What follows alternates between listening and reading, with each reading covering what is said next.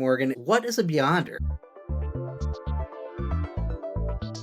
Beyond is really a sanctuary. Yeah. It's like it's a sanctuary where here I get to, and we get to play in a place that is outside of the status quo.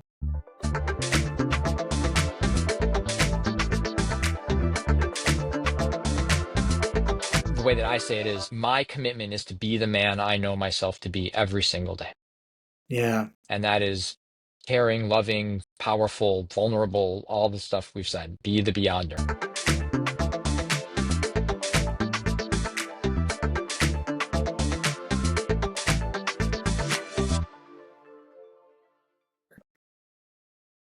Hi, welcome to Dad Life Blueprint. My name is Blake Ward, and I'm joined today by Morgan Rich. Morgan is an author, an educator, and a coach of men. He's committed to creating good, healthy, heart-centered love in the world. Morgan, welcome. Thank you so much. So nice to be here, Blake. What Yeah. a treat. Yeah, thank you for being here. So let's just jump right into it. My Yeah. first question, Morgan, is what is a beyonder? What is a beyonder? Yeah, I love that. Um, the book, The Invitation Beyond, and there's all kinds of fun stories about how the title came. But Beyonder is the book. The book started as a place where I have always been a heart-centered, caring man in the world, Hmm. and I haven't always felt home. I haven't Hmm. always felt like there's a place for caring, heart-centered men in the world. And so the beyond really is an imaginal place, essentially, that as this whole book did, came through me, was written through me, like I feel like I was asked by the energies that wanted to be here to capture this and offer it to the world. And the Hmm. idea of the beyond is it's really a sanctuary. Yeah. It's like it's a sanctuary where here I get to, and we get to play in a place that is outside of the status quo, that Hmm. is outside of consensus reality, that is a place where it's where those of us who have gifts and talents and abilities, which is to say all of us, can go and feel home and feel safe and find others who it, it's like such a beautiful place because it's the place where we want to be, where we get Hmm. loved and cared for, and it's nourishing, and there's others like us, and we get to be ourselves, and we get to be loved for being ourselves. And then there's this beautiful synergy that happens there in the beyond as a beyonder. Hmm. That is I get to bring my full heart, my full self to the world, and you do also. And then when we do together, then really interesting things happen. Yeah. So the with Beyonder. So it's like, the Beyond is a sanctuary, and it's a place for fugitives. It's a place for the fugitives of all the beautiful, caring energy workers, really gifted humans to come and share our gifts with the world. Wow. I love that. And a couple things, if I can pick out a couple things of what I heard you say, what I think Yeah. I heard you say, I heard you mention the idea of play. I heard you mention this idea of a sanctuary for people to come together and have this beautiful synergy. And I just really love that. And it strikes me that right now, particularly right now, in our world, we need spaces like that. We need places of love and playfulness, um, more than ever. And I just wonder how. I know you work with groups too on this Hmm. idea. Beyond, you Yeah. have the book, which we can get more into and would love to get more into, and then you Yeah. also have groups that you pull together that you do this work with. And how do you create those spaces? Yeah. Well, so I have two groups going on. One is a they're both Tuesday evenings, and they're just Mhm. it's just one of the ways I like to think of it is I get to spend time with like the beautiful men of the world. And when Yeah. people start to say like, wait, like men are, this or that or the other thing, like, well, my experience of the men that I hang with is that they are courageous and Hmm. thoughtful and caring and vulnerable and Hmm. not perfect, working on their stuff. We all have stuff that we got to be working on. And so we basically create a space, a sanctuary Mm-hmm. where we get to hold each other in those places, and as Yeah. men and with men. And Mm-hmm. I leave each group and feel like I want the world to know these men. Yeah. I want the world to know these men, and how when we are able to enter that space Mm-hmm. and play and laugh and, be ourselves in the way that we be, really, really interesting, powerful things happen. And we talk Yeah. about, we get into emotions and feelings, and we cry and we laugh and we get angry and we get messy, that it's just, yeah, it's really an honor, frankly, to have people come and be in there. And then one of the groups is a group of younger guys, not younger, yes, younger, and older, um, who are really going after it, who are really ready to say, like, I want to be intentionally in my life every day, doing my practice, doing my meditation. The way that I say it is, my commitment is to be the man I know myself to be every single day. Yeah. And that is caring, loving, powerful, vulnerable, all the stuff we've said, be the beyonder. And I have to make a commitment every day to go remember that. And so Mm-hmm. this group is guys who are really wanting to remember, and and we show up when we're struggling. That's the biggest thing that we've committed to each other. Where it's like, okay, we're gonna have hard days. Let's be there for each other then. Yeah. And I think I heard you say in another on another podcast a little bit about this, but I'm curious, about your process because you just said, you remember this every day. And I'm curious about what's that process like for you where you go into the space of remembering. Yeah, yeah. It's interesting. It's interesting that remembering came as an idea near the end of the book, like in the writing process, close to the time when it was due to my editor. Mm-hmm. I really realized, like, wow, so much of this is about remembering. So much Yeah. about this is remembering the man I know myself to be. And so, you know, for me, I have done a lot of yoga in my life. And I have a morning practice. Mm-hmm. And my morning practice is somewhere between 10 minutes and, you know, 300 minutes. Just Mm-hmm. depends on, just depends on the day. Yeah. But the commitment that I make is that I'm going to sit and I'm going to breathe, and I'm going to come home. I'm going to come home to myself. Mm-hmm. And because I just, again, part of the ideas that came through the book is a presence, and I've got me, like being present. I can do this breath. Yeah. And Yeah. if I just keep doing this breath, even when things get super amped up and intense, in the heat of an argument or a emotional, whatever it is, I can just keep breathing and keep staying present. That's where I want to be. Yeah. Yeah. So my practice is is going and breathing and coming back and being with the trees and the birds and the squirrels and the ground and the earth and the sun and the time of year we're in. And if one of the amazing things that I've realized is that, I mean, it's sort of crazy to say it, I don't quite understand. It's easy for me to forget Mm-hmm. and forget the man I want to be. It's Yeah. easy for me to get off track and to then Yeah. get confused and to like lose the thread of how I want to be in the world. Yeah. And so I can like have a great day, go to sleep, wake up the next day and feel a little bit lost, and kind of be like, Mm-hmm. wait, why do I feel so weird? Or why, well, like, and and like, it was so good yesterday and so easy Yeah. to access that power and that energy. And today it feels far away. Like, what's that? I don't know that I can explain why that happens, but I just think each day is today. And Yeah. so I want to start my day. And what I do is I sit and I meditate and I'm breathing. And I imagine my guy, the Mm-hmm. man I know myself to be, Mm-hmm. sitting by a creek. And he's sitting there and enjoying the coolness that's coming off the creek. He's enjoying the wind in the trees. Mm-hmm. He's enjoying the birds that are frolicking. He's enjoying being in a time that's not dictated by a watch, but is dictated by the flowing of a river. Yeah. And I kind of creep in and I kind of have to pull the foliage back and be like, "Oh, good morning, friend. There you are again."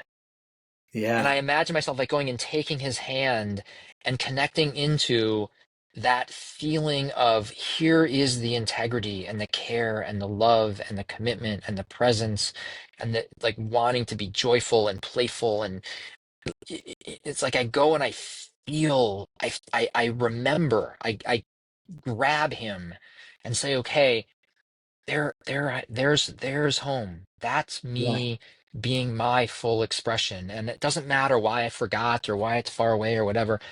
Here it is, presence. I'm presencing it. And then I Yeah. just make a commitment to say, I'm going to live as many moments today connected to that feeling as I can. Because that's the man I know myself to be. I'm honest with myself. I have high standards. I'm willing to be vulnerable. I treat every moment as best I can with dignity and respect. And I love being that guy. Yeah. So that's the Wow. practice. That's beautiful. And imagine if everyone sort of started their day with those practices, right? Imagine what kind of world we would be in if everyone centered and came into their day with that kind of intentionality. That's really beautiful. And one thing that strikes me, because I was going to ask you why you think sometimes, and you sort of answered that you're not sure why. Yeah. But after listening to everything you just said, I was sort of thinking about, I've off and on been in classrooms with young kids, and so much of my experience as a teacher has been sort of helping children find that intentionality to Hmm. start their day, right? Whether it's going around the room and greeting everyone in a really Hmm. beautiful way, Hmm. or Hmm. thinking about like what are your goals for today on a smaller scale. Hmm. And it kind of strikes me when I think about what you just said, as we age and get into adulthood, there's nobody sort of guiding us through that. The kids go to school and they hopefully have a teacher, or they have adults in their lives, whether it's their parents, their teachers, whatever adults are around them that can help Hmm. guide them through some of that intentionality. But most adults don't. You get to work and maybe your boss is like, if you have a boss, Yeah. where's Yeah. this, where's this report that was due, or where's this, thing, or we've got a meeting, there's a Hmm. crisis. um or it's a couple, like, starting off their morning in stress and getting into an argument before leaving for work and not being near each Hmm. other for like 6 or 7 hours, and so Hmm. it's like that's so in contrast to what you just described. And so I just wonder how we can all, you know learn from what you just described, and how we can think about that intentionality, and make space and time for it. um Yeah. I love it. It's a beautiful, beautiful question. And a couple things get one something came yeah, as you were sharing, but yeah. um, one piece is to say, I love it that that happens in a classroom. I mean, it's a beautiful imagining classrooms. And I used to do that when I taught high Hmm. school kids, we would go around and just have a check-in for Hmm. everyone, and just say, Yeah, how are you? Where are you today? Because we're yeah, here. yeah. That there's nothing more important than actually, if someone's having a hard day, we're right here. Yeah, yeah. Um, and so the relevance of that piece, and um, I've got me as one of the big concepts in the book, one of the big ideas in the book of like Hmm. so there's a certain level of like of um I do have people in my life who are thoughtful and we don't connect every morning. Like I'm with myself Hmm. and my Yeah, partner every yeah, morning. And yeah. so to some extent it's like there's I would say a responsibility or a ability, responsibility, an ability to I've got me, Yeah, yeah. and so everyone can do that. Everyone can do Mhm. that.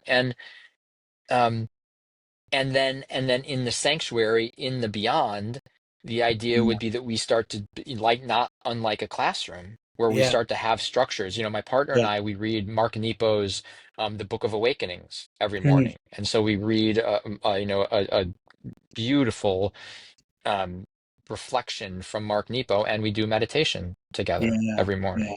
And so that's how we begin our day. And now there's some synergy that starts to happen. Yeah. I So love yeah, it's a really powerful practice. One of the things that just occurs to me is like, okay, so what makes it hard? Like, what is it that makes us forget? yeah. And what occurred to me as you were sharing was that showing up and being present, I like to say, for me at least, it's not for the faint of heart. Yeah. Yeah. You know, when you get present, you start to feel and you Mm-hmm. start to see life in different ways, and you start to see some of the inconvenient, uncomfortable, um, uncomfortable Yeah. places Yeah. that then are like, oh shit, Yeah. and like, oh shit, that means I have to have that conversation with that person, or so being present means being able to handle what shows up. Yeah. And for me, at least, when I say the man I know myself to be, and the thing I was talking about with the group Yeah. is like, I'm committing to those guys and I'm going to show up and be that guy. Yeah. And so if in my morning meditation I realize like, oh shit, I've Mm-hmm. been out of integrity with my clients and my partner, now I got to go do something. Like, I got to go do Yeah. something about that. Yeah. And that's some level, I love it. Like, to me, that's intimacy and that's connection and that's the Mm-hmm. juice of life. Like, that's it. Yeah. And of course sometimes it's like, we have a lot of numbing practices where we don't Yeah. actually feel everything that's around. So part of the challenge of being present is that you're then present and Yeah. you know get to bring your full self. Yeah.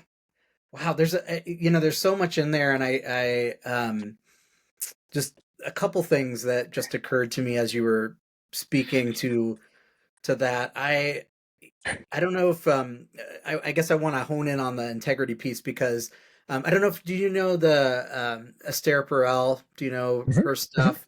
Hmm. I'm a huge Esther Perel fan, and one of the things Nice. she often talks about is when she's thinking about relationships and talking to couples. She points out like the way couples show up often is not the way that people would show up in a workplace relationship or a friendship. It's I think she's really pointing to that idea of integrity, and I think it becomes sometimes I think the closer the relationship, the harder it is to show up with integrity. I think partners often struggle with this. I think parents, the parent-child relationship can be this way too. It's so easy to slip into that, like, I'm upset, I'm gonna fly off the handle, I'm gonna draw from all these past, you know, pieces that were I'm upset about, instead of just showing up with integrity and being able to ask questions and say, hey, that really hurt my feelings. Did you mean to? Hmm. Or I'm feeling really hurt right now. Can we process this? I Hmm. don't want to be upset. I'm really angry. I'm feeling angry. Can we process this? I don't, Hmm. just some of those strategies. And I wonder if that comes up in your work, or maybe in your book, or thinking about this playful space that's a little bit safer, more of a sanctuary to play out those things. Yeah, I mean, it's yeah, it's a beautiful observation, Blake. And it's like, how do I be and bring my full honest Yeah. self Yeah. forward in all my relationships, sort of across Yeah. the board. And there's lots in there. There's like, I'm right now working, like, I have some insecure attachment Mm-hmm. things that are showing up, and it's Yeah. like, oh, I'm getting to work those and noticing like, oh, how am I different with the different people in my life? It's Mm-hmm. like, oh wow, that's really Mm-hmm. interesting, and again, like, uncomfortable, Yeah. inconvenient, like, oh fuck, I Yeah. have to go look at, like, I gotta, now I gotta go figure that out. And it's like, Yeah. ooh, I'm like, Yeah.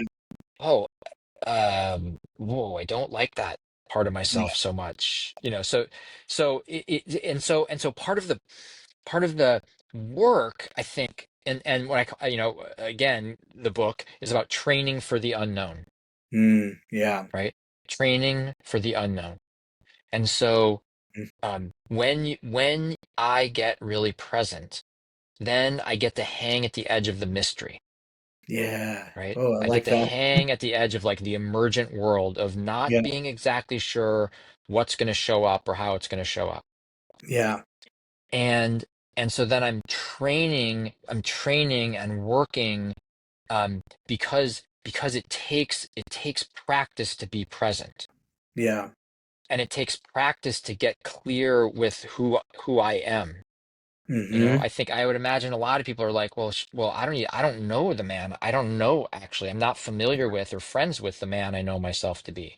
Like, Right. I'm a little bit confused, or like, I'm living this life, but I want to be living this life, or I have all these things about what should I do in my life, or like, what, like, wait, I'm in college, and like I can't figure out what to do. And so it's like there's Yeah. not necessarily a relationship Yeah. with home, with self, with like Hmm. clarity in that way. And so part of this process is um, doing that work, learning what is it to be in integrity, what is it to bring that with myself Yeah. first. Because if I can't be integrity here, if I can't be integrity here, then how can I possibly do it out in the world? Yeah. And then Yeah. sort of like building the muscle of you know of expanding outward. Yeah. And then again, another piece, like this is what came through in the book, which is Yeah. Yeah. beautiful, which is to say, one of the things that happens easily, I think, for me, and I think for in our culture, is that Hmm. when you've realized, like, oh, I'm actually, I want to be in relationship like this with my kids, with my partner, with my people, Yeah. Yeah. but I'm not. We go down this road of like, oh, I suck. Like, I'm a Hmm. total failure, screw up, Yeah. not good enough. Like, oh, blah, like, blah. Yeah. Um, and one of the chapters is nourishing self-talk, because how we Yeah. tell that story makes a Yeah. huge difference. Because you can tell it like, oh my God, I suck at this, I'm bad at this, I'm hurting people, blah, blah, blah, blah, blah, blah. Or you can tell it like, how cool that I just realized that I'm out of integrity. God, I didn't Yeah. even see it before. Yeah. And this hurts. And wow, how grateful I am that I'm actually seeing it. And now willing and courageous enough to start to dance with it and start to move Yeah. it forward in my life. Like, I'm so proud of myself for finally being at the point where I can see it and do something about it. Yeah. Wow. That's really powerful stuff. There's so much there, and it struck me. It strikes me that sometimes we do need sometimes these catalysts in life to kind of point us in that direction, and sometimes it does feel like failure. Like for me personally, I think about I had to go through a divorce to be able to have the relationship that I have with my wife, my wife now, Yeah. and that was hard for me. I remember really feeling like I had failed by ending my first marriage. But what's beautiful is that I'm able to be in a much better relationship with my ex-wife than we were when we were married. Now Hmm. we have this like really beautiful kindness and ability to communicate, and every once in a while, for if something reminds us one of us of the other, I'll text her, and it's Hmm. nice, right? And she's repartnered, I'm repartnered, and I think so many people feel these pressures to like it's all or nothing, right? And it's like Hmm. I failed, and like society tells us we have to walk away from that person. We can't have any kind of to be able to move on, and I don't necessarily believe that, right? I like you. I think there's these beyond practices that we can move into in these spaces where we can reconnect to a person that we loved and have that love, and it just has changed and reshaped, and it's okay, and it's not gonna, like, it's not gonna ruin my marriage, my current marriage, because I still have this like love for this person that Mhm. I spent years of my life with and have Yeah. these stories with and connections with, and we can show that kindness to each other, and it's going to be okay. But I think people have to get, like you said, get to that inner work, to be able to find that, and it is hard work, right? I mean, I think that's what stops a lot of people is it's hard work. It took me a long time to get there, Yeah. but I Yeah. eventually did. Yeah, and it's beautiful. I mean, it's to me that this is the territory of intimacy. Like Yeah, this is the yeah, territory of connection. I mean, yeah. this is like the language of the beyond, and Hmm. it's the language of like let's be real in life with each other and treat Yeah. people with dignity and respect and be able to have conversations with each other, which is that I really love you and I Hmm. really am done with this relationship.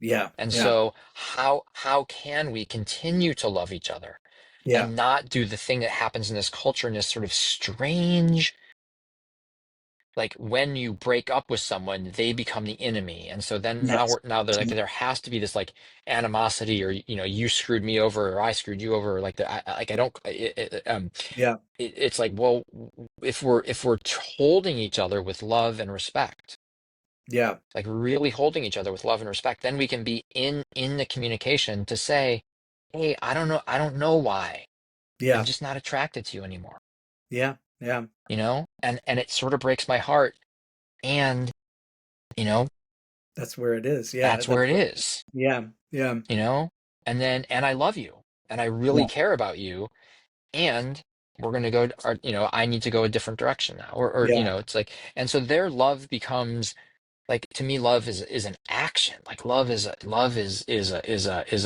force of intimacy Hmm. and deepening and honesty, Yeah, and it's e- right, there's something in there that it's easier to blame and easier to point yeah, fingers and easier to like get angry that someone else caused this than it is to hang in that place of being in that discomfort together. yes, yeah, yeah, yeah. I totally agree, and it's fascinating because I think sometimes it's hard, particularly for men, to go on that journey. I mean, I know so many instances. Well, I mean, and the statistics show that, with divorce or ending, kind of longer term relationships, it's mostly driven by women. And I think there's something really fascinating in that. And I think, I know for me personally, my ex-wife was way ahead in terms of like being done with the relationship as it was, the marriage as it was, than I was. And I kept holding on. I kept holding on to this idea. And it was, I think, about my own stuff, right? It was about my sense, like, I can't fail at this. Like I just kept, it was like this churning in my head of like, I don't want to lose this. I don't want to end this. I don't want to fail at this. And to the point where I was like, I struggled with telling my own family, hey, I'm ending this relationship. And it wasn't until, for me, it wasn't until I got to a point where I owned my own power in it. It's Yeah. not something, I think so many men go to like, this is happening to me. And it's not just marriage or relationships. I think it's like relationships with kids, it's relationships with, spouses or, significant others, and sometimes friends too. But it's like, this is happening to me. I'm a victim. And it wasn't until I said, I'm not a victim, I'm an active participant in this. How do I want to end this relationship? This other Mhm. person doesn't want to continue this. I need to figure out how do I want to be in that space, like you're saying, an uncomfortable space. And when I did that, it was like this weight lifted off me. I think I was in the beyond, I think I was Yeah, in this right. place where I could then have conversations with her about like, how are we going to do this? How can we make this? We didn't get any lawyers. We did it all Yeah. on our own. We did it with kindness as much as we could. It Mhm. wasn't easy. There were still times where we got into Hmm. arguments. We, you know, Yeah. but we were able to navigate it because we both were in that space. Um, and when I think about, what advice I would give to other men that are in partnerships, um, and families that are, and navigating those kinds of things is really to find that power, in a positive way, the power of Right. love and being able to like center and navigate it that way. I'm just curious Yeah. your thoughts about that. Yeah, no, I mean, you nailed it on on levels of like, just saying like, like that's a really big piece of the beyond is Yeah, to say like um as men in this culture, United States, yeah, capitalism, yeah, whatever we want to call it, the North, yeah, um w- one easy way to say it is like we learn that weakness is like vulnerability is being weak and that we aren't supposed to be weak. yeah, And so many of the ways that we want to, as men, want to naturally be, I mean, yes, strong, powerful, yeah, warrior energy is there, yeah. but there's also beautiful sensitivity and care, and that Hmm. we know mm, I we're better at this than we are putting than we're Yeah, putting out. yeah, We're able to be in those sensitive places, but we've never learned how to do it. It's one of the beautiful things of the groups, yeah, is that here as a group of men, like learning, relearning, remembering, coming yeah. home to, here's how we be the sensitive, beautiful men that we be. Hmm. And Yeah, one of the funny things about one of the groups is like I play ice hockey, and so there's a bunch of guys in there who play ice hockey. So here's like, yeah, we're hockey players, yeah, you yeah, know yeah, but then we're in this men's group like talking about all of our feelings and stuff like yeah, that, and yeah. it's beautiful to me that so part of the beyond is that invitation Yeah. into some level of like, we know, like, it's not only is it okay to Hmm. be sensitive and vulnerable, Yeah, it's actually really, really powerful and beautiful. yeah, My partner said to me the other night, she said, I've been around a lot of men who just pretend everything is okay and want to be strong and don't open their vulnerabilities. yeah. And I'm not with them and I'm not compelled by them. Hmm. Yeah, It's like yeah, because I'm saying like, well, I feel so shaky yeah, and vulnerable, and I feel like I'm, like, this is yeah, really hard. And she just said, and this has happened in many connections, both friends and lovers and relationships. yeah. They're like, that's really unusual, and it's so attractive, Hmm. and thank you, and like it's like it's okay. I got, like we can work this. It's Yeah. so much better to be in that. Again, I'll say, like, that's the territory of intimacy. That's the Yeah. territory of connection.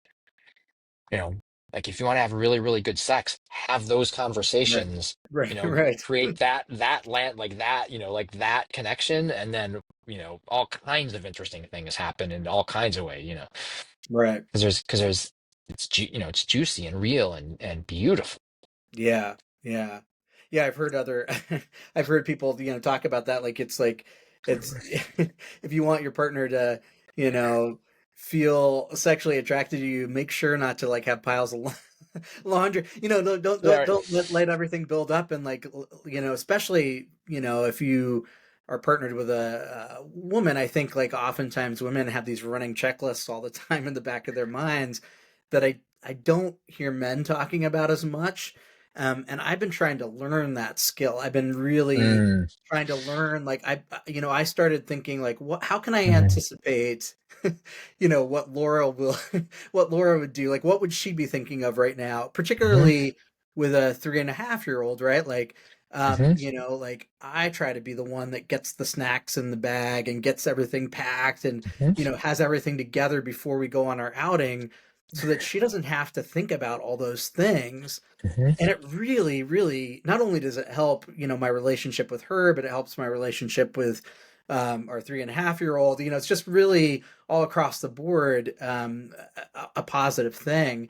And so again, that idea of intentionality, like how can we as Mhm. men be better about having that intentionality and really aware of what our partners and what others do in our family unit, and how can we just really practice taking some of those things on and having that awareness.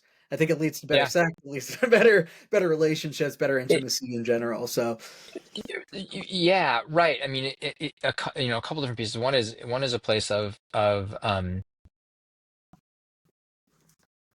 and the intimacy that I really enjoy and feel like I talk a lot about is both emotional intimacy, is yeah, is the is yeah, like the is the beautifully delicious, um one way I say it when I work with young guys and hmm, I talk about like asking a partner, asking a girl or boy out, yeah, when yeah, I talk about like that, all the emotions of, you know the nervousness around asking them out, right, right, then the excitement around the yes or the rejection of the no, yeah, yeah, then the moment of like, when am I going to hold her hand, like when am I going to take that, like when is that hmm, first, like all of that territory is so fun. yeah, And like yeah, there's this idea of like we want to just skip ahead to like, when am I gonna have sex, right, right, and we miss the like delicious, yeah, like that feeling of wanting to ask someone out, of like all the like anticipation and nervous, and it's a yeah, really beautiful physical yeah, sensation. yeah, And so there's an element of the conversations are the emotions, hmm, is to me is part of the intimacy, and it's yeah, part of the kind of intimacy that I want, and I think many of us yeah, yeah, want, not just the like, and sometimes there's just a like, great, let's just have sex and just like let's go, right, like, right, just a physical right, raw, like let's just fuck each other and like woo, right, right. which is great, in certain times, but like that's Yeah, not it. yeah, That's not all there is. Like there's yeah, this whole other terrain of exploration in yeah, there that I think it's easy to think men aren't good at and don't want. And I don't know that I don't you know I don't know that I agree with that, or at least that's yeah, not that's not this man. yeah, And it's yeah, not a lot of the men that I tend to be around. I should say, there's at least some or many of us who really do crave that and yeah, maybe aren't as good at it as we could be yet. yeah, yeah, yeah. I definitely agree, and I oftentimes wonder. I think, and I've read a lot about, the loneliness epidemic in men, and I think a lot of that is. I think you're pointing out why that happens. To me, it's women. Like I see a lot of women being okay when they're not partnered with like a romantic partnership because they have these rich, beautiful, intimate friendships or relationships with, friends or family in these different ways than a lot of men develop. And I loved what you were saying about, like, you're with this group and then you go play hockey, which is like, you're getting into fights on the ice, and then you also can go and like just, hug and talk about these really deep emotional Mhm. connected things. And I think that's, to me, balance, right? It's the balance that a lot of men are missing. Yeah. And I guess it also strikes me too, I keep thinking as we're talking, I know you're working with young men, but I'm guessing that they're still like, mostly on, like, maybe high school or Yeah. High older, school, right? And college. it's Yep. like, Yep. Yep. Yeah. yeah, yeah, and it just makes me think, how can we do a better job, Yeah. as fathers, as parents in the world, as teachers, as whatever kind of relationships, uncle, whatever it is, your relationship to younger kids. How can we do a better job of preparing, young men, early on, to be in the space of beyond, so that we don't have to do that remembering as much, so we don't have to go back and repair. Totally, totally. I mean, there's so many different pieces of jumping off points. Okay, so I'll try to hit a couple quick. One is another just piece of the beyond is the Mm-hmm. beyond isn't the final destination. Right, right. Right? The idea is that we hang out in the beyond, and then once we're there and feel safe and feel, imagine all these young guys not having to do the work that we've had to do of like, am I okay? What's my identity? Is my Right, dick big enough? right, Um, right. can I be emotional? But they just know from the age of, what, 10 or whatever, that Yeah, there are adult men in the world who give a shit, that they can be sensitive and vulnerable and powerful and strong and yeah. all of it. And like all of it is like, so then they aren't going to need to do all the fucking stuff that we've been Right, doing right, for decades. And so right. then it's like, then the beyond becomes a launch pad for something like really like, what are they going to bring once that belonging, that foundational piece is set? Right. So there's Yeah, that whole just, I love thinking of the beyond as a launch pad. You know, yeah, yeah, it's just like, it's not the final destination. yeah, It's a place to get to that feels really super juicy. yeah. Okay, so there's that. So there's that piece. Another piece that feels significant is to say, so how do we how do um the trouble with loneliness Mm-hmm. is mostly about I'm not with myself. Yeah, We yeah, think it's about not being with others. And it's easy to go there of like, oh, no one likes me. I don't have friends. I don't have lovers. I'm not having sex. Da da da yeah, da da da da. Da. Um, you know, but but really it's about I'm not home here yeah, yeah, because part of my practice is coming home. I've got me. yeah, I've got me. I am not alone in the world. I am friends with the trees and the yeah, squirrels yeah. and every breath. And it's Mm-hmm. there. The waves of the ocean are, we could go right now and sit by that creek or the Mm-hmm. ocean, and the water would be flowing and the waves would be right there. And we could sit there and feel the Mm-hmm. absolute, utter, stunning, Yeah, wild magic yeah, that is there. And to me, that's, I'm not alone. yeah, I'm with myself and I'm with this other world. yeah. And that is foundational. Mm-hmm. It's so foundational because it like leads to it just it's like it allows you to then be present and be strong and to actually deal with the stuff that comes up Yeah, because you know that, okay, if I say something to my friend and they're just like, dude, no, like you're totally wrong, you're totally loco, what the hell's wrong with you, or we right. state an opinion and we get some feedback, or we, you know someone in the locker room, is making dick jokes, and it's like, oh, all the small dick guys now feel like they aren't good enough men.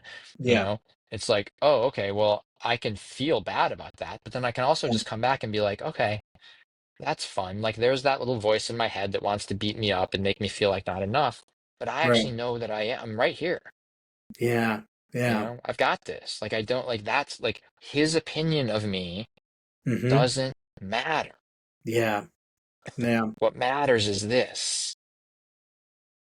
And then from that place, we're able to then have those connections with others because my cup is full. And when I love myself and I just like my cup fills up with love, then it pours over. Then yeah, I love my people around and I get more love, and now it's just bubbling and it's like bubbling out. And now there's just like all these beautiful connections that start to happen. yeah. Wow. Yeah, that's really powerful. And I think like one thing that because I'm a bonus dad to our 3.5-year-old, and early on, Laura and I talked a lot about, I came into his life when he was 2.5, and now he's 3.5. And most we talk about a lack of resources for one, for situations like ours. A lot of people go through divorces with kids that are like later on when the kids are older, like elementary school. Oftentimes they're not that young. But I just thought it was such a beautiful thing because I don't think he remembers a time when he's not going to really remember a time when I wasn't around. Hmm. And one of the things that we talk a lot about is just creating that space where he can see this model of love. and being really aware and intentional with each other, even when we get into conflict, that we're repairing in front of him, and he's seeing these healthy, emotional, that he sees, me making dinner and doing all these things, and doing caretaking and picking him up from school, and talking about emotions in really open ways. And it's my hope, and our hope as parents, that we're modeling that for him Mhm. at 2.5 to 3.5, so that he will be a heart-centered, you know, man that can, go into the world and be emotionally vulnerable and emotionally open. And it's fascinating too, because we also talk about, he loves vehicles. And like, we talk about, like, sometimes we catch ourselves being like, oh, he's so vehicle centric, he's like, police cars and big trucks and stuff and monster trucks. But I'm like, Mhm. well, that's beautiful too, right? Like, that's okay, right? Like, we're not driving that, we're not like saying you can't have dolls, you have to have monster Mhm. trucks. That's just what he's drawn to, and that's okay, right? And like, honestly, like, he has so much play where the monster trucks have families, or like, let's be a family of pterodactyls, right? Like, he said Mhm. that just the other night, and we're like, okay, and like, we're all moms all of a sudden, and we're mom, and so it's like beautiful, it's great, right? And Mhm. we let him drive those things, and it's and so it strikes me that those are things we can do as parents, with younger kids, to instill that. And I know your kids are older, right? They're adults Yeah. essentially. And Yeah. so I'm just curious about your experience, like, bringing this work with your own kids. Like, what? Yeah. Yeah. Yeah. Well, I mean, I think the yeah, it's beautiful. It just sounds like it's yeah, thanks for doing that work, Blake. Yeah. It's meaningful. Yeah. It is meaningful because it's real. And I think that's Yeah. I say very often, um, that this work isn't about trying to find the world where everything is perfect, and Right. about, finding the, like, all the safe places, and all the um being safe. Right. Like, quite the opposite. um I like the idea of, like, safety third, or maybe safety Hmm. fourth. I'm not sure safety first is the way to go about this, because Right. the world is dynamic. Yeah. Yeah. I mean, I want to say, like, especially these days. I don't know. Like, the world's always dynamic, and it Yeah. always has been. Yeah. And, like, the deal is that we're all going to die. Like, Yeah. let's just not. It's not like we are all Sugar. part of Yeah. this natural system. Yeah. The only way in is birth, and the only way out is death. You Yeah. know, and so again, part of my sitting is watching the leaves die. Hmm. Yeah. Is watching different moments in my life die. Yeah. Is to say, like, oh, when the kids left home, that, it's like, okay, now they're out in the world. Like, I don't get to be a dad with my kids in my house anymore. That is a Yeah. death, right? Yeah. Like, that is a Yeah. huge death and birth of Yes. a new phase. So all of that to say that that it's like exposing kids to the dynamic nature of the world, Hmm. you know, that having them know that the world that the world is dynamic, and that they are okay in that dynamic Yeah. world, and helping them learn strategies for what do you do when you get lost? Yeah. You know, what do you do? What do you do when someone approaches you on the street? you know so Hmm. instead of, just to name it, like, instead of, like, never letting the kid go outside because the world is dangerous, and Right. covid, like, created this whole thing that I think is Yeah. really challenging, which is that other people are dangerous. They are carriers of viruses and Yeah. sickness and things that are going to hurt you, and so we have to hide ourselves behind our mask, and hide, and, Yeah. like, and the world's dangerous, other people are dangerous. Yeah. Oof, boy, that is far from the world that I want to live in, because it's Right. like, no, Right. yes, the world is dynamic. There are things in the world that cause challenges and trauma and a lot of different things.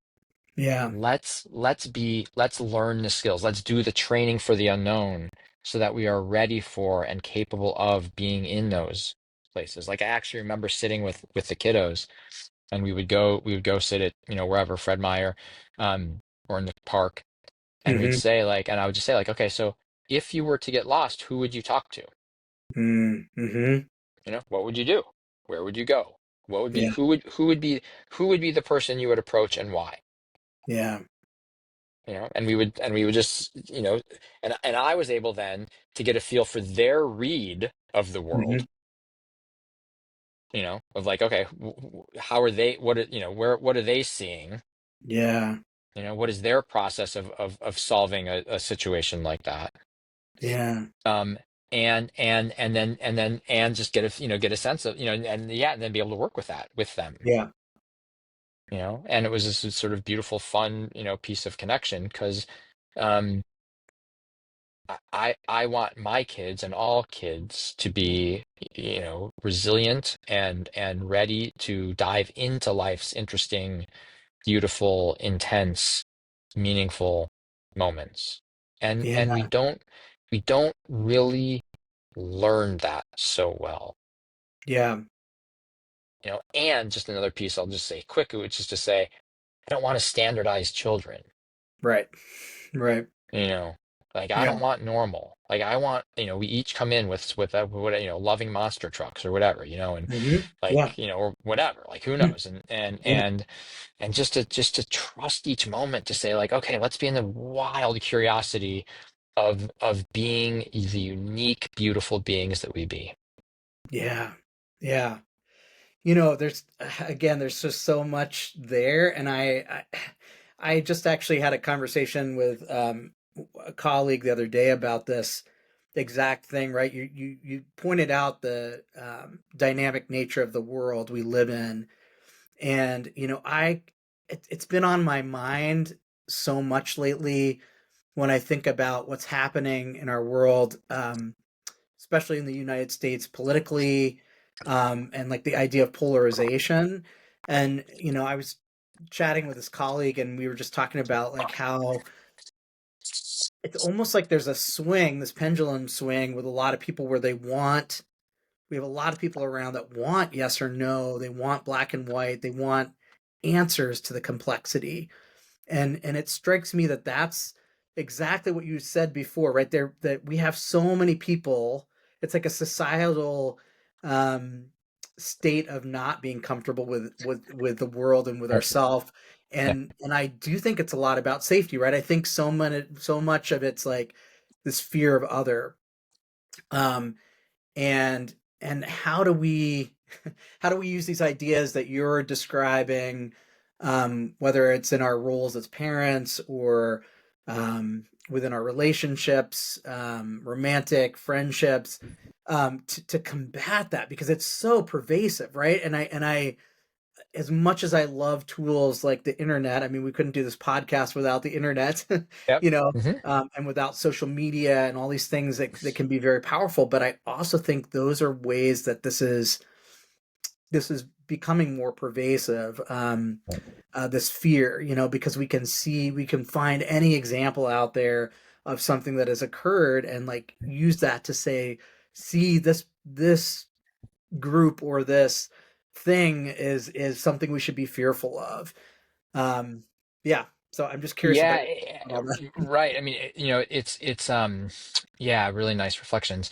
It comes, in so many levels, it comes back to like, I've got me, right? Yeah. And it, Yeah. and if I don't feel safe in the world, Hmm.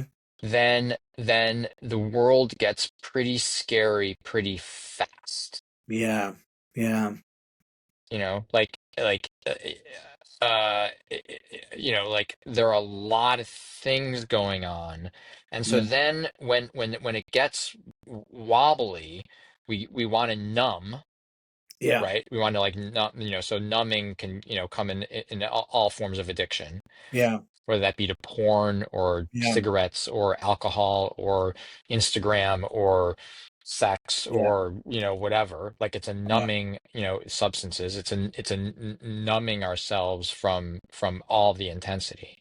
Yeah. And we want certainty. I Yeah. want to be able to be on team good. Yeah. Like team good. Team good is a good place for me. So when I'm on team good, that means there has to be a team bad. Yeah. And so now I'm deriving my identity structure Yeah. because I don't have myself. I'm looking to external variables to help Hmm. define me. Yeah. Oh, I'm a Cubs fan, Republican, blue stater, Right. Right. and you Right. start to have all these labels from the outside Yeah. that help provide security. And what I'm proposing, maybe radically so, Hmm. is to not need the external variables, because when we let go of the external variables, the status quo, the normal, the hey, I've got, here's my checklist of things my family thinks is successful, and so Yeah. I've, gotten good grades, I've, gone to school, I've, Yeah. gone to college, I've made a living, I've have a family, I, whatever, like whatever, there's Yeah. checklists of, Yeah. this is successful, um, which um, doesn't take much to see isn't actually a very good checklist. Yeah. There's Yeah. lots of people who have checked all those boxes and are, anyway, Yeah. so like the external variables of this is who I'm supposed to be versus the internal variable of like, um, like I love me because I'm me. Yeah. Yeah. And Yeah. I don't need the checklist or the resume or the degree or the whatever to validate my beingness. Right. Right. And so to me, it's like so much of and our culture pulls us, it wants to pull us into that animosity, into that polarization, into that. And so what starts to happen is that we get caught in the downward spiral and I call it the trance of the normal world because Mm. we give up Yeah. our power and we give up ourself, Yeah. Yeah. And so again, the I've got me, that like the coming home, um, is a place of strength and power, and it's like I'm immune then to the noise Yeah. in a Yeah. certain way. And then I'm able to use the beautiful tools of the internet, of Instagram, of Facebook, of AI, of name whatever, thing, because they Yeah. are our phones, because they are beautiful tools for connection. We are more connected than we've ever been before, and it's Yeah. beautiful, can be beautiful, and I'm using it as a tool, not being used, manipulated, sucked into it, because there are intention, like there are, Yeah. like the companies want eyes on screen. They create Yeah. the algorithms to create the animosity, to create the eyes on screen, because that leads to money. And um it's not, we all know, like you can Yeah. easily get sucked into how many likes I get on my thing is saying that I'm liked. And it's just so, it seems so clear from my perspective of the number of like, it's like I'm trying to get as many hearts as I can because I don't love, because I don't feel loved and I don't Yeah. love myself. So I Yeah. need that validation, and it just doesn't work very well. Yeah. Yeah. Yeah. And I love what you were saying too about, start like that idea that, if you think about the richness of the world, if you expand kind of your thought around loneliness, it's not necessarily, like how many friends you have, whether you're in a romantic relationship, that you're a connected creature in this universe, right? And I can think of personally a couple times where I really tuned into that and tapped into it. One was when I knew that I was going to be getting my divorce, and we were I took a trip on my own and went to the coast and went to the beach, and it felt great. Like I again, like embracing that power. Like what does it feel like to be alone? Like I remember having that in my mind. Like I haven't lived alone, for years now, like 11 years. I wanted to feel, what did it feel like to have that silence, to be by myself, to reconnect with myself.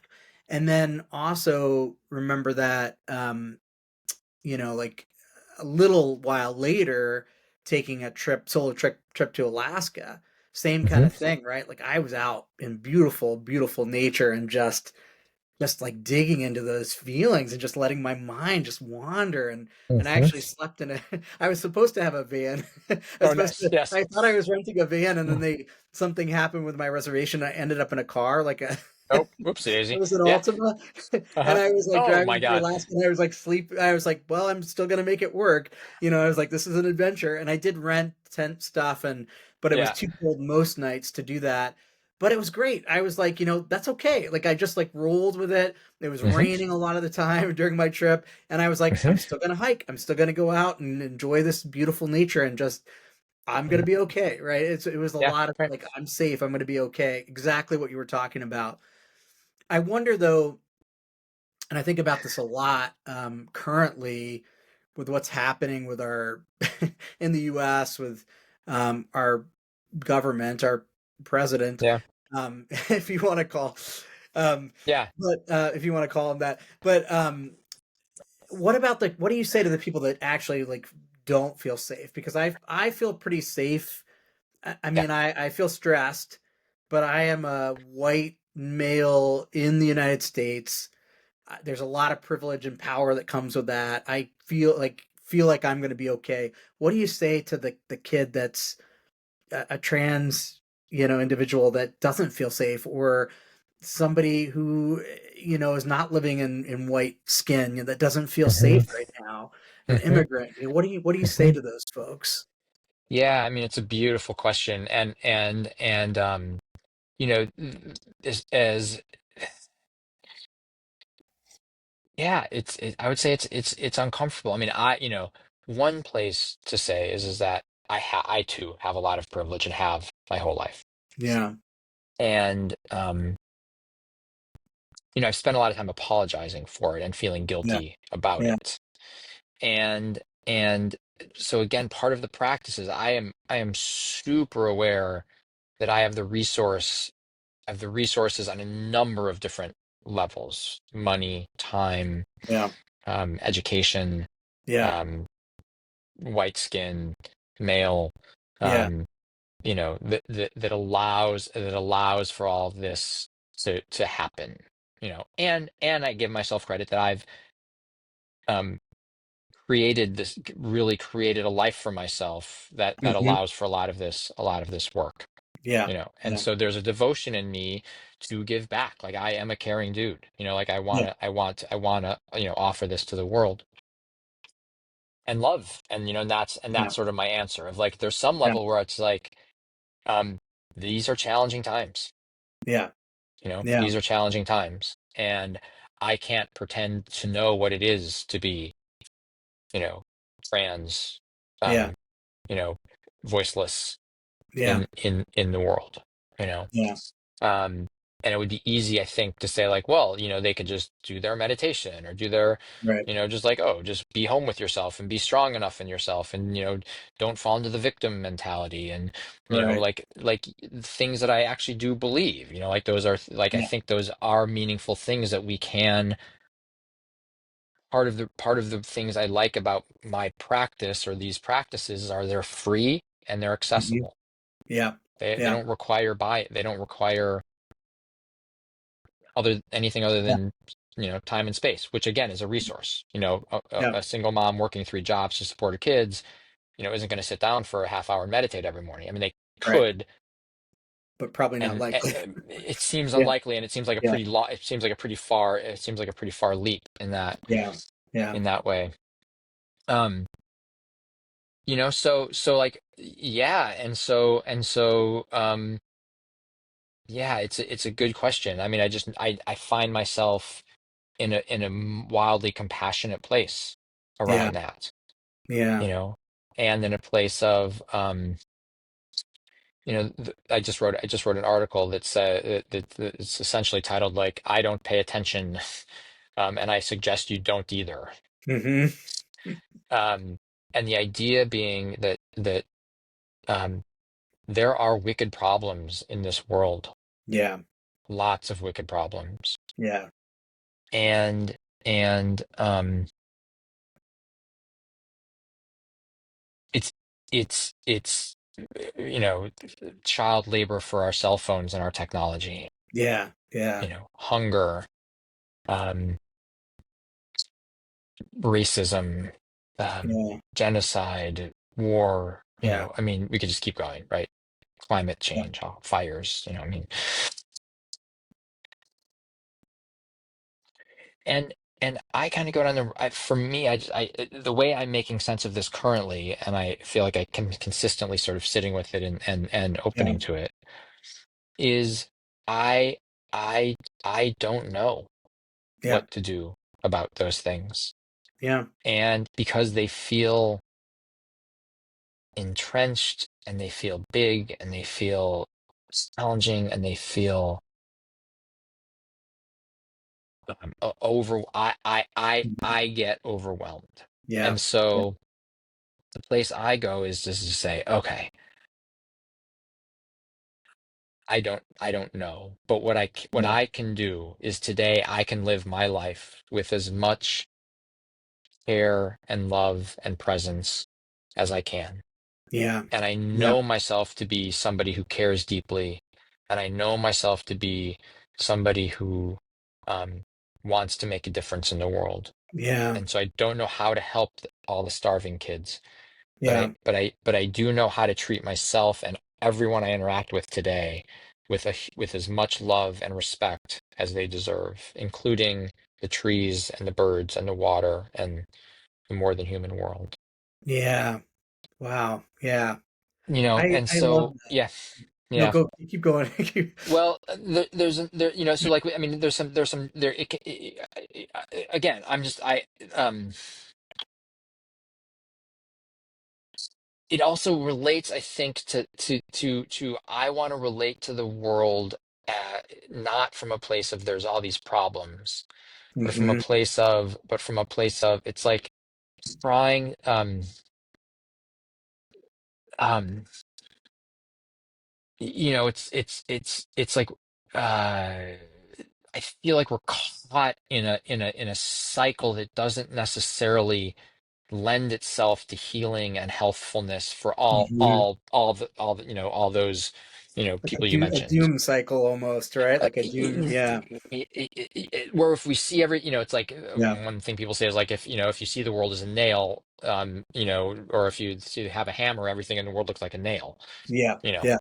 you know, where it's like, okay, well, what if we have a different tool than a hammer, which is to say, oh, we have to solve this problem, and there's this, there's these people and these people and these people,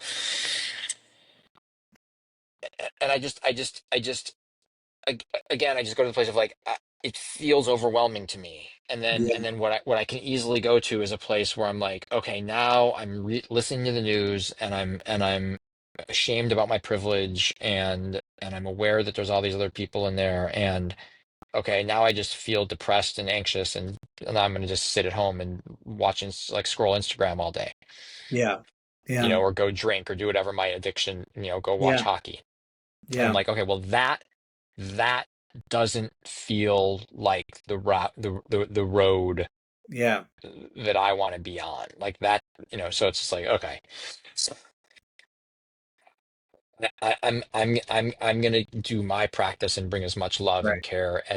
as I'm capable of, trusting that when there's an opportunity to interact with, make a difference for, invite someone into the group. I have some ex-cons in the group, Hmm. folks who have been in prison. I don't even know why I call them ex-cons, but people who have been in prison, Yeah. these Yeah. beautiful, beautiful men, Yeah. who hadn't been done some hard, Yeah. bad things, man, and Yeah. they're beautiful guys, and they're struggling. And so anyway, so there's the, there's some rummagings and ramblings about that.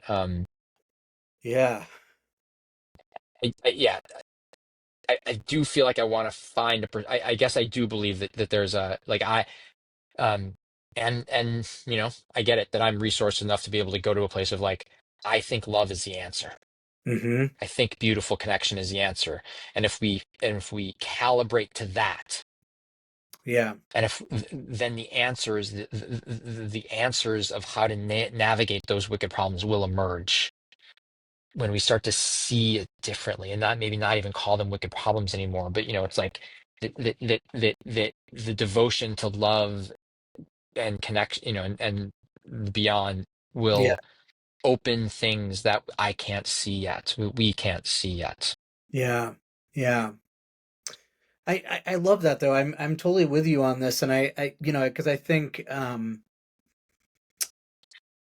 like I vacillate sometimes between thinking I'm dismissing when I think this way, but I think you're right. I mean, I think it's like these things are so big, and we're individuals within the sea of big. I love how you say it, wicked problems, right? They really are wicked problems. And like as an individual, we can't necessarily solve these big things, whether it's taking solving the environmental crisis, solving racism. So we just can't do it. It's not possible for one individual. But what is possible is exactly what you're describing, right? Like intentionality, moving through the world with an intentionality that's centered around love and kindness and vulnerability. Mhm. And I think you're right. I think if we start with that premise, I think in some ways the opposite of polarization is vulnerability, right? I mean, it's like, if we would be more vulnerable with each other and we would be more willing to just listen and just Mhm. calm some of those things that bubble up. And it's something that's really hard for me. I get really I get really stuck on like, well, but this, and that, and like I can't hear this other person's side of point of view, especially if there is any of those isms in there. Like Yeah, I yeah, have yeah, right. trouble listening to people that are, saying things that I feel are racist or, transphobic or whatever it is. But I know that I have to calm some of that stuff and just listen and operate from a place Mhm. of love and like, what is it about this person that is scared, that's driving this Right, ism, right, like because it is fear, right? And it's right. or it's lack of resources or information or and that's all we can do, right? And I think if we all are sort of operating in Mhm. these places, then Mhm. hopefully that interconnectedness of the world will just naturally begin Yeah. to eat away at the Yeah, what I love about that, yeah, I love that. Like what's coming through as you're sharing that one is the relating to one another as whole people. yeah, Even the people yeah, who are really struggling, even the people who are, espousing racist stuff, yeah, or being the perpetrator kind of right, thing, is right, how do I have compassion and curiosity about them? right, How do I treat them with, because I am so sensitive. I don't want to engage. Like the fighting and the polarization and the fear and the, like that feels like the currency of the day, and it's not working. It's yeah, not a healthy, it's not yeah, healthy for us. It's not like oh, this is good energy in the world. No, no, this is really destructive yeah, energy in the world.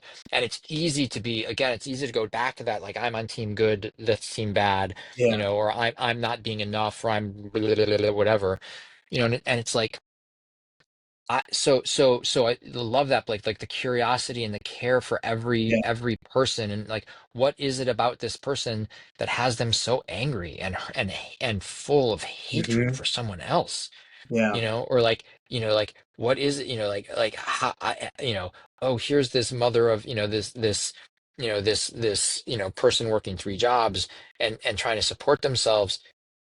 Oh, like how can I have compassion and care towards them and see them as whole and not hold them as a victim or hold them as broken or hold them, and like how do I find my way to not being in the, to just really treating again everyone with dignity yeah, and respect. And again, like another piece that came through is this place of I, I could spend a lot of my day, trying to solve, okay, what organization do I give money to hmm, help the victims of that.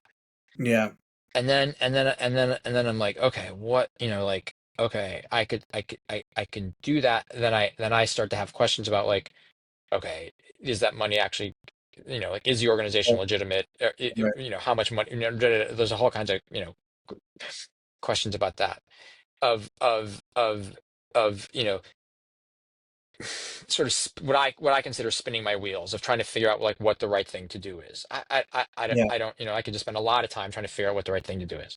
Yeah. And my experience of doing so is that I'm it's not satisfying to me. Right. Right. What is satisfying to me, because I've never left like, oh, I actually did like, I just don't trust it, I guess, is Hmm. part of my thing. Yeah.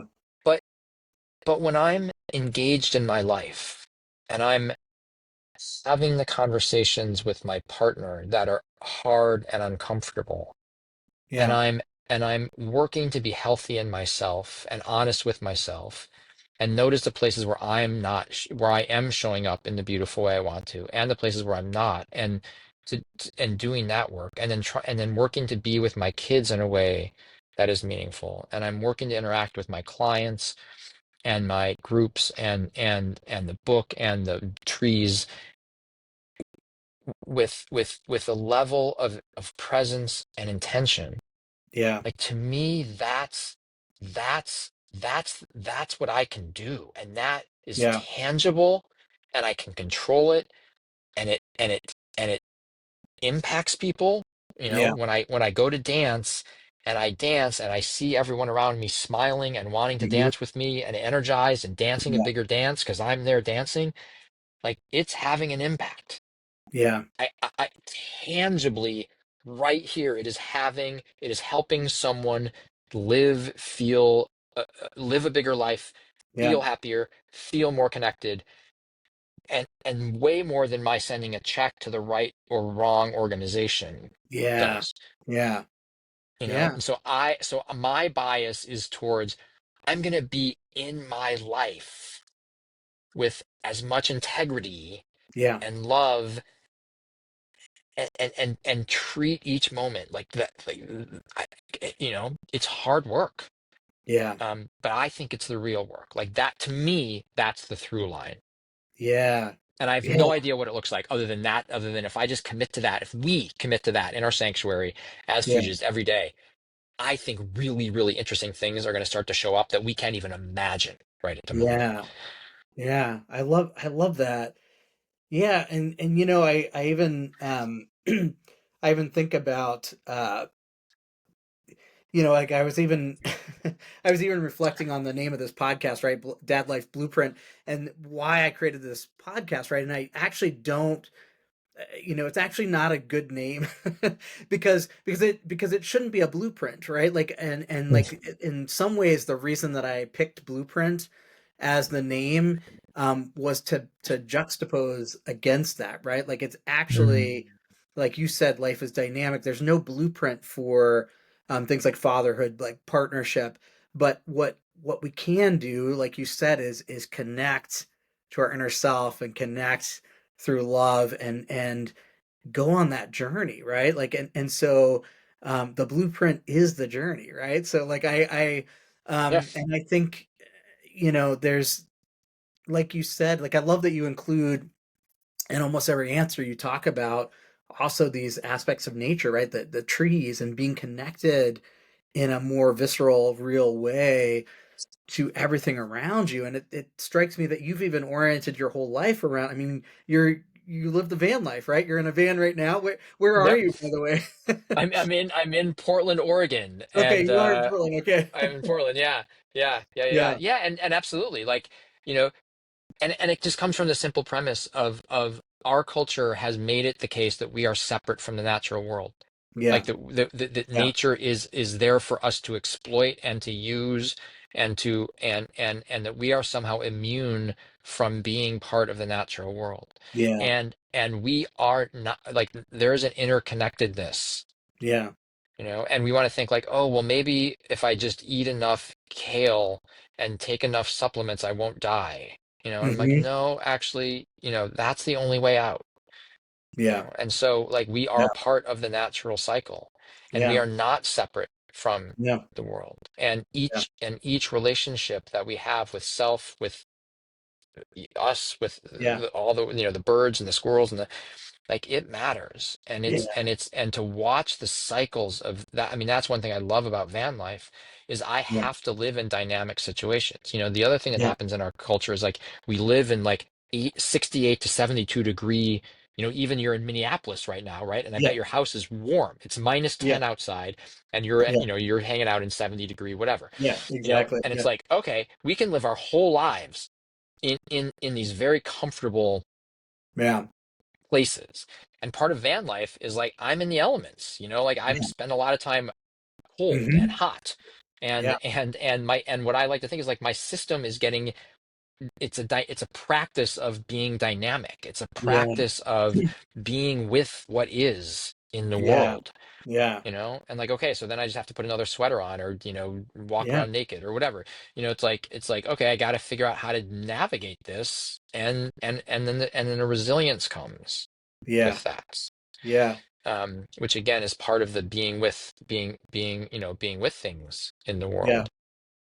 It's funny. It's Um, funny that you say that because I'm working in a school right now, and and one of the kids today asked me, you know, she was like, "Would you rather live in the cold, like be outside all the time in this kind of cold, or live in a cave with dragons?" And I said, "Well, are the dragons nice?" And she said, yeah, "No." right. So I was like, "Well, I guess I'm living outside." But it's funny. It's exactly what you were talking about. I started like mentally imagining, well, what if I did have to live live outside, and like as long as I could build a fire, I could still, and if I had Mhm, warm clothes, like I'd be able to, and it's exactly that, right?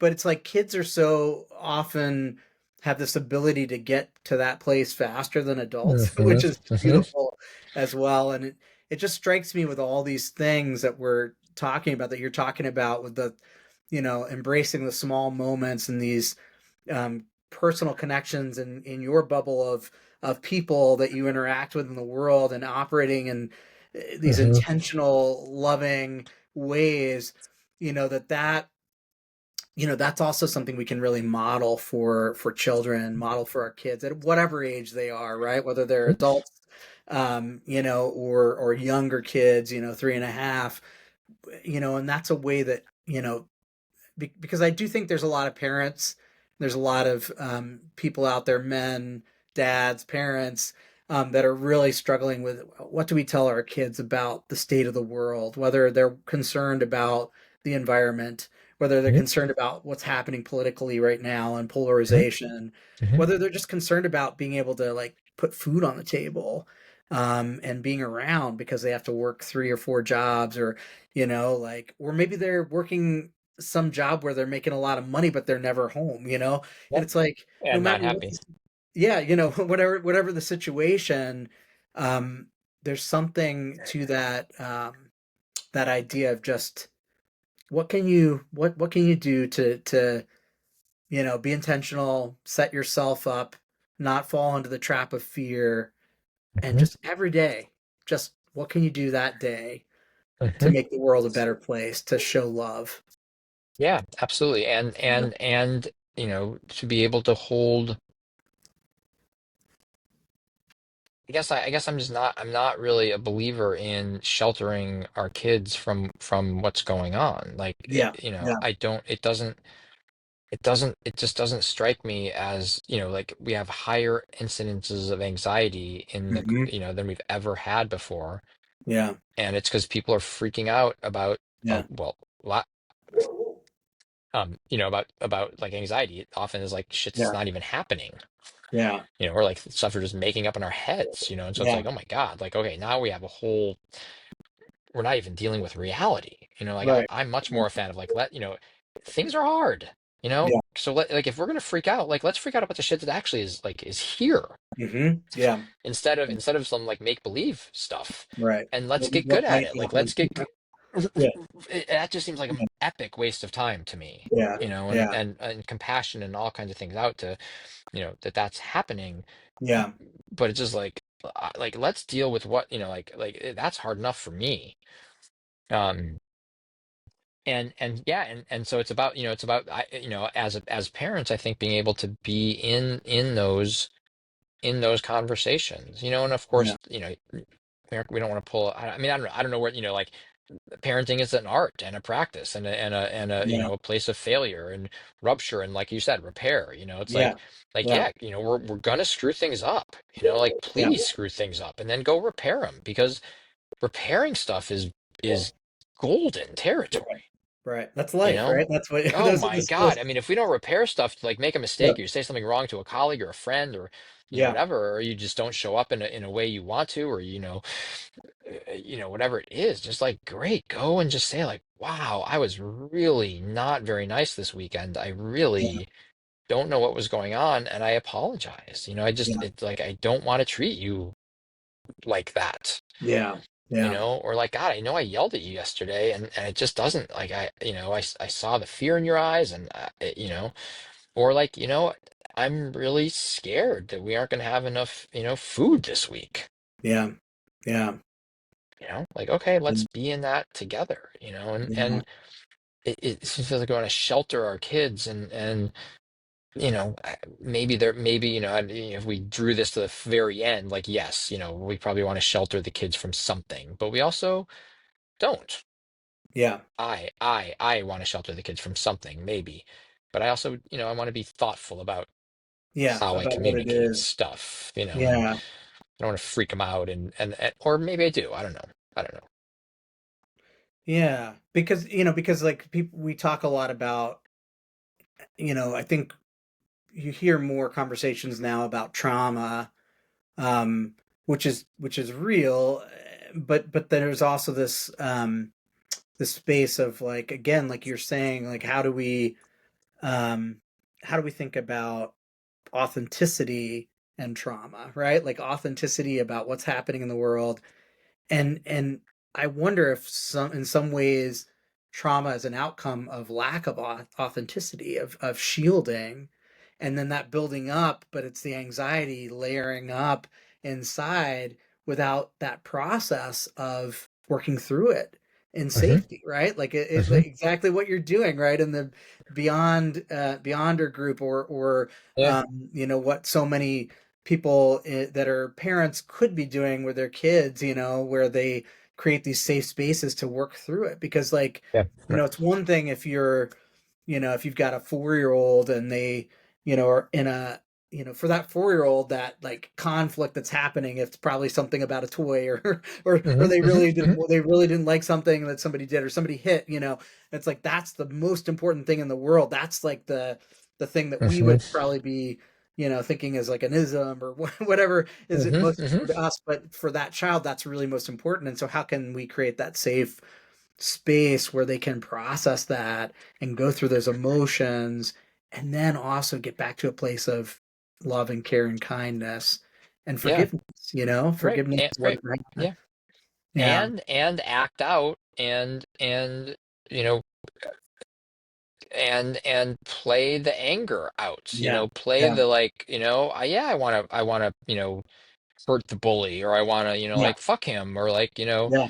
I'm gonna bash him with my Godzilla is gonna eat his little rabbit, whatever. Yeah. It's just like, Yeah. yeah, like, let's be in, like, Oh, like yeah. Grimm's Mhm. Grimm's brothers fairy tales, are these sort of Yeah. like gruesome stories of, death and Yeah. life, and, all kinds of things. And it's like, okay, yeah, like, that's okay. Kids can, like, Yeah. if we hold each other in that kind of place, like, okay, yeah, like, Yeah. let's do that, let's be in those places, and because those are real. Yeah. Yeah. They Those are are real. real. Yeah. Yeah.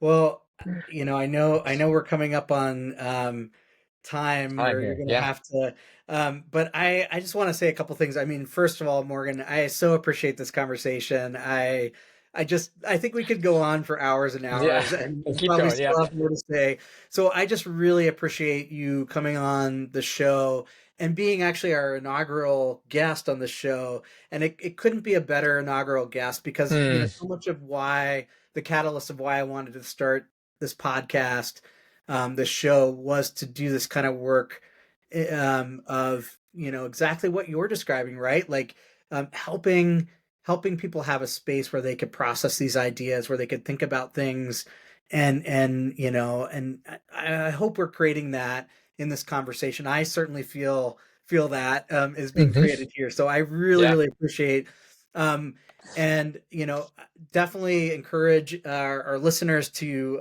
check out Morgan's website, his work. Check out his books. You've got several books, right? The latest being The Beyonder, which is also going to come out with an audio The invitation beyond invitation beyond. reclaiming healthy masculinity in the audiobook. I got to Yeah, perform the audiobook recently, which was, it's in my voice, all the emotion, all the juiciness of it. yeah, Yeah, and you can find it at morganrich.com. yeah, Yeah. yeah. I love it. And we'll put a link Sweet. on the podcast, and so people can find that. And I guess just my last, you know, ask: is there anything, any kind of advice or something that you want to pass along to our listeners about being a parent, being a father, um, being a human in the world? Yeah. Yeah. One thing I just wanted to say about the name of the Yeah, podcast. One thing yeah, I've learned in my years of doing this kind of thing is, you get the name right, you get the name wrong. I don't even know really what right wrong right, means. right. The key thing, Blake, is just inhabit it, just live Yeah, it, bring yeah, it, be it, believe in it, and yeah, it's like, like that, like your commitment to it is the through line, right, right. because you I could, appreciate whatever, that. it's just like that. At least that's what I found for myself Yeah. of, all those different places. So I think the thing that came to me as you were asking the question, and thank you for like Hmm. I'm honored to be Yeah, here and just to share and um to reconnect. yeah, You knew my kiddo when he was a young guy, and so that's yeah, just a yeah, beautiful, beautiful connection we had, and you reached yeah, out, and thank you for that. So deeply honored, happy to come back at some point and share more. yeah. Um, um, I remember, um, yeah, being, I'll cry here, which I love. Hmm. Um, is you know, being with the kiddos at night when they were going to sleep. Yeah, yeah. And I would be, telling the story of little boy blue and little girl purple, and I'd just make Hmm. up stories, and we'd Yeah. have the ongoing saga of the stories, and I was always a little bit nervous about, am I going to know how to make the story, or you know um is it going to be good enough, and all that kind of, so I'm in all Hmm. that stuff, and we're laying and they're trying to sleep, and reading them books, and just as like, beautifully sweet time Yeah, with yeah, them, and then I would lay there and think, God, I have so much to do tonight. yeah, yeah, And I would think, like, there's going to be a time when I don't have this yeah. moment. And so I'm going to lay here and listen to them breathe and fall asleep and Mm. cherish this, knowing that um, this won't be forever. Yeah, yeah, And and then I would, leave the room, and I'd probably fall asleep, and then yeah, leave the room and just think, like, oh my God, the amount of love that I feel for those beings yeah, and for this moment of life is so immense. And I would think, like, oh my God, what if something happens to one yeah, of them, or to yeah, me, or to whatever, yeah, like something happened. And I would think, okay, well, I don't I think, I can't control what's going to happen, because yeah, yeah, you just don't know. Like, the world is very, like, shit happens, yeah, and you can't yeah, control it. You just don't know. And I think I would be able to handle I think I'd be able to handle that. Like, if yeah, something happened, I would be heartbroken, if I yeah, crashed on my bike or something like that, or one of yeah, them did. I'd be able to handle that. yeah, It would be one of those edge of the mystery emergent moments of, here goes life offering yeah, this, here we get, like, here we go, like we said, like, you got, like, if we're going to hang out in the present and the unknown, then things yeah, happen in there that are not convenient, yeah, and you never know. So I thought, okay, I would be heartbroken, but I'd be okay. I think what I would be really harder for me would be if I didn't take these moments and really appreciate Mm. them. Yeah. That Yeah. I have this moment right now, right here, to Yeah. feel this love, to feel the presence of these beautiful beings who I adore. And I want to, be on a podcast someday and remember this moment and be Yeah. sharing about it and be crying because I showed up in the best way that I could Yeah. Yeah. in those moments. And while they aren't here anymore and I miss them dearly, um, I don't have regrets Yeah. about. Yeah. Wow. So I suppose that would be the thought of, I don't know what advice or whatever is in there, but that was my process at least Wow. of yeah. Yeah, Yeah. uh, yeah, you've got me crying too because Yeah. like now I'm thinking, like that's the point that I'm at right now with a 3.5-year-old, right? Like, and exactly the same thing every night. My stories can get him to go to sleep, and same kind of thing. Like, boy, I got to come up with an idea, and like, but it's Mhm. exactly that. It's just like, wow, like this that just recentered me in so many ways, and just is so beautiful, Morgan. I mean, it's just a beautiful, very poignant um, thing to say to our listeners. And I just think, yes, just thank you, thank you from the Yeah. bottom of my heart for that, because that's just really beautiful.